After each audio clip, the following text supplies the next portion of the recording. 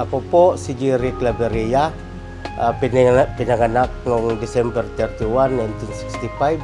Sa kasalukuyan nakatira sa Villa Rosario, Quezon City.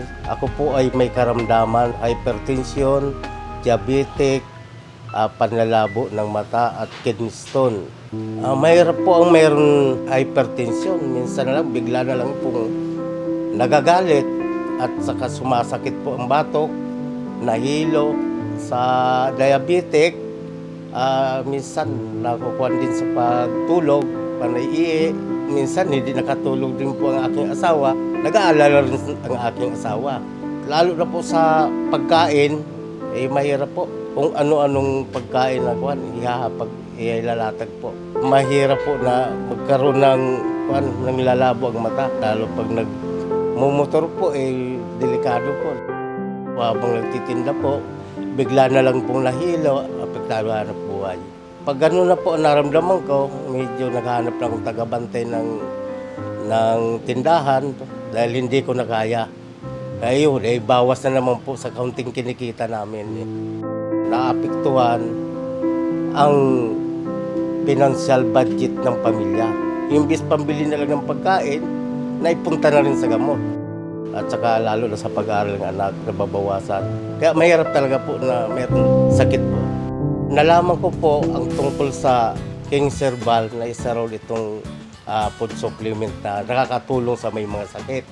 Tuloy-tuloy ng pag-inom ko ng King Herbal, nung magpa-laboratory ako ng aking diabetic ay lumabas na normal na. At ang hypertension ko ay naging 120/80. Yung aking panglalabo ng mata, medyo okay na ngayon, nakapag maningon ako ng maayos. Sa kaginawa na naramdaman ko ngayon, sa pag-iinom ng King Herbal ay napakagaan ang aking sarili. Kondisyon ng aking katawan, nakatulog na ako ng maayos. Hindi na ako gaanong mainitin ang ulo.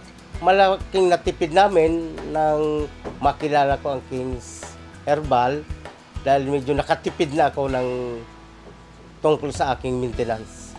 Ako po ay nagpapasalamat kay Kari Herrera na ginawang kasangkapan ng Panginoon Diyos na makatuklas ng King's Herbal. Higit sa lahat po, ako po ay taos-puso nagpapasalamat sa ating Panginoon Diyos sa awat habag niya sa akin. Minabuti ko po sapagkat kung pupunta pa kayo sa main office, napakalayo. Kaya naglagay po kami yung pong cell number na nakalathala sa ilalim ng screen na ito. Pwede po kayong makipag-ugnayan at ito po ay sinasabi ko at pinatotohanan, ito po ay authorized distributor ng Abanyong Lingkod mula pa noon at magpakailan pa man.